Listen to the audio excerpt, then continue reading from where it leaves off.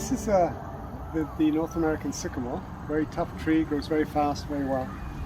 But what I want to show you, it came out of this pot, it was grown in this pot basically, and you can see how here the roots are just following around the pot. Now the problem with that is that if you leave them like that, then the tree will think that that's what it's going to continue to do.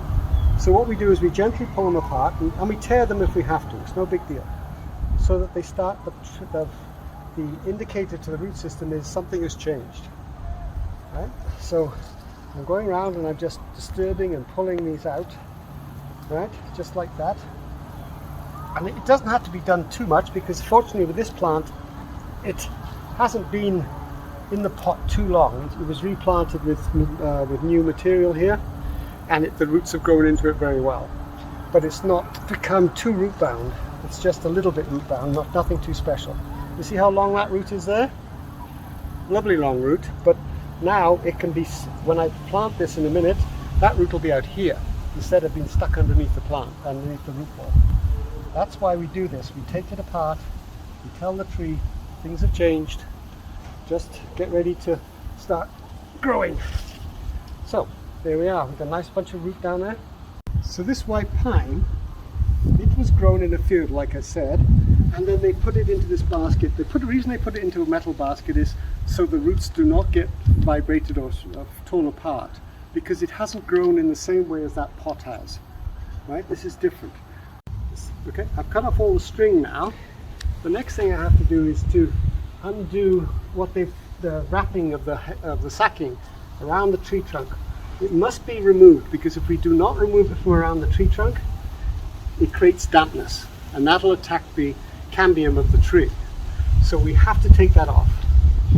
So what I'm going to do is, the sacking, you don't actually have to get rid of it, but what you have to do is to get it down, because it'll decompose very quickly.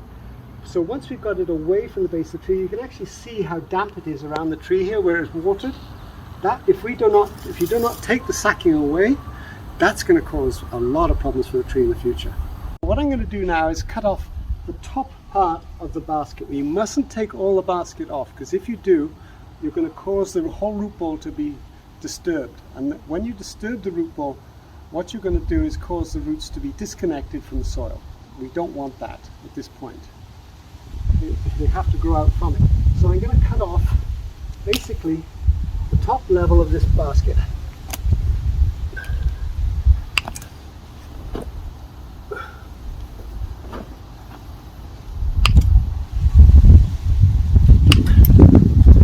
The reason we cut the top of the basket off, or at least get it down, is because the bulk of the root system, when the tree starts to grow, is going to want to be fairly near the surface.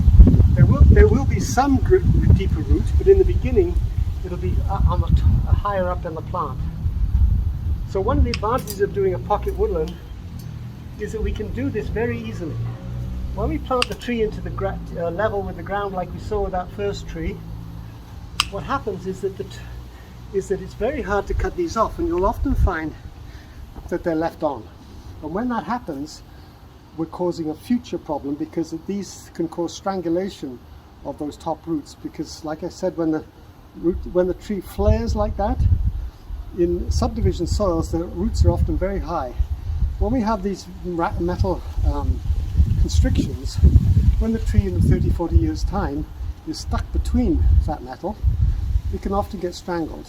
The idea is that in most cases the metal will rot, but I've dug up many which haven't.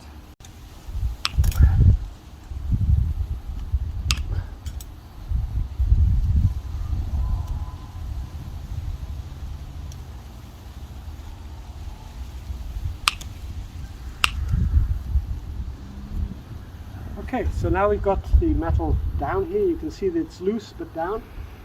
And now what we've done is we're going to take the fabric, or the sacking, and lay it down. You can see where the root systems are of this tree. They're nothing like what you see over there. Right? You hardly see any root at all, because what happened was the tree was growing in a natural situation and its roots expanded. So there's actually very little root mass such as this one has, as the sycamore has. If a white pine had been grown in a pot, it would have, but this isn't. So we grow trees in the wild to get wild in a open situation to be able to get good root systems, but they go through shock when we've cut a lot of this root off. This is one of the reasons why whatever root is there, we want to make it stay intact. We don't want it to get disturbed. Whereas over there with the potted plant, it's okay to disturb the roots because there's still a mass left within the pot itself. All we're trying to do with that is to say, grow out differently than you've been used to all your life. With this one, we don't need to because it has grown naturally all its life up till now. So we have two different planting methods. Okay, now we're going to move on to what happens next.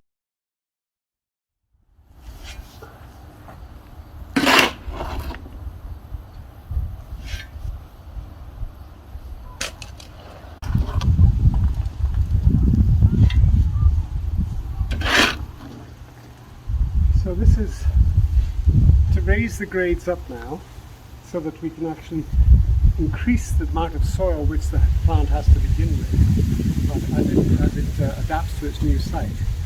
What this does is it gives it a really good start. It doesn't have to hesitate. The root systems, as you saw in the pot and you can't see so clearly in the basket, but they're ready to go. And if they have no inhibitors, there's physical inhibitors like compacted soil, then they will take off. The problem, one of the other advantages is that of course it has lots of air. It's deeply important for root systems and for the mycorrhiza which live in the soil to have air and the ability to transpire the carbon dioxide which it gives off from the roots, for that to leave the soil, because that carbon dioxide is an inhibitor of root growth. So by planting them high like this, we're doing two things which give the root system exactly what it needs: lots of air and the ability to get rid of carbon dioxide when it breaks down the starches and the sugars in its ability to create energy down in the root system. So just to emphasize what I just last said about the aeration, that in soil it would be trying to go into, just can't get into it unless you have a very, very hard shovel like this. And for roots, that's a terrible inhibitor. And you frequently see this in subdivisions or modern construction. As I say, this land was worked on, done over 10, 12 years ago. Depends which part of the subdivision it was in, but maybe 15. And the soil still has not loosened up. It still has not had a chance to get there. And so how can you plant a tree into something like that and expect it to do well? You can't. But in this case, we have lots of loose soil which the roots can just thrive in. And that's the difference in the principle between a pocket woodland and a typical planting system which you see on internet or you see in books. That's an old system which had to do with planting in soils which were straightforward, but also planting in a climate which was very encouraging, Europe basically. Here in North America we have to do things completely different, but it applies to all cityscapes because all cityscapes have had the soil compromised. It may not be terribly compromised, but it has been compromised. When we give the root system, by giving it good soil and lots of air and lots of decent soil, when we give that root system, that's surrounding it with that, it takes off. Vigor is what we're looking for. You're looking for a plant to take off fast. When it does that, you have very few problems. The other advantage of having this high mass of soil is it's easy to water, because the watering will soak the mass of soil. It won't run off, because we're going to put mulch on this afterwards, and it'll hold the mass of soil in place, plus also make it nice and cool so the root systems can enjoy that, because that's the other factor which kills trees, is when the root systems are stuck near the surface. When it gets to be the heat of summer, they can't grow. It's just way too hot for them. So all of there's only advantages to be gained from planting trees on high, and this is why we have to change what is the previous assumptions that plants need to be planted at grade. There is another negative to planting at grade, because when you have hard compacted soil, they drown. A lot of the trees we plant never grow root systems, but also they get when there's rain and the water can't get away because the compacted soil, they drown.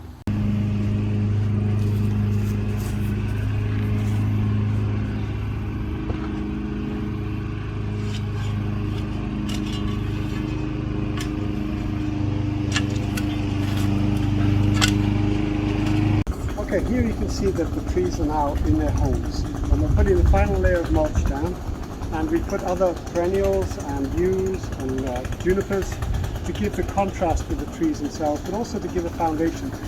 Look how close everything is. Okay? Where we're at now is we're putting the mulch down, we put the extra plants in, and now you can start to see, if you come all the way around this way,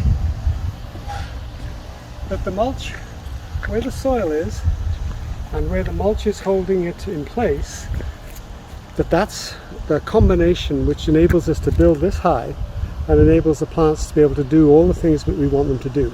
We've given them the root system, the place for the root systems to take off. We've created a feature, because if you stand back now and you look at the height of this, it is something which your eye is immediately drawn to. It doesn't require, it's very simple, it's a simple shape, but because it has verticality, it makes all the difference as to why we've noticed things. And it's very straightforward, and there's a bit of colour in it, there's not too much colour, it's not controlled, it doesn't need armour stone. If you look around these properties, nearly all of them have got armour stone. To get that verticality, you don't need it. You just simply need a raised soil mound, knowing that that's what the plants want to. One more thing is simply that you notice how I've cut the edges down. In the beginning you can see I dug all the sod out. That allows the grass to stay where it is and is easily maintainable. But you need to go down at least 3, 4 to 6 inches to make sure that the grass isn't able to root into the mound. It's very easy to maintain, just a bit of work each year just to cut the grass around it. But it's a straightforward way to separate the grass from the ornamental shape that we're doing. So there we are. Also, this is only about 10-11 feet long and about 4 or 5 feet wide. It's very tight in its shape because it works really well with the plants themselves. Yes, there's 2 high points where the trees are, and there's a bow in the center, which allows it to have not just a simple shape, but each of the plants is being shown off by the shape of the berm around it. We look at the angle of the berm, and then we can see the plants much more impressively. The other factor is these are only 6-year-old trees, 4, 5, 6-year-old trees. They're already up 10 feet. That means that they've gained, just simply by how we put them in the ground, they've gained 4 or 5 years growth because of how we see them. They're still 4 or 5 years younger than this one next door, but the difference is that the height we see them at, we give them a very different feel. We see them as being a mature tree, and that makes a lot of difference. When you read the books also, what you see is planting distances, which are basically meant to be for their final growth. The distance between this white pine and this sycamore is only about 6 feet. That is not what you'd read in a book. They would plant things 20 feet apart. These 2 trees love to live close together. When you walk through a forest, that's what you find. Plants love to live close together. So what we're doing is basically replicating nature and planting a lot of different heights, so that as in nature you'd see these different succession. We're creating a succession.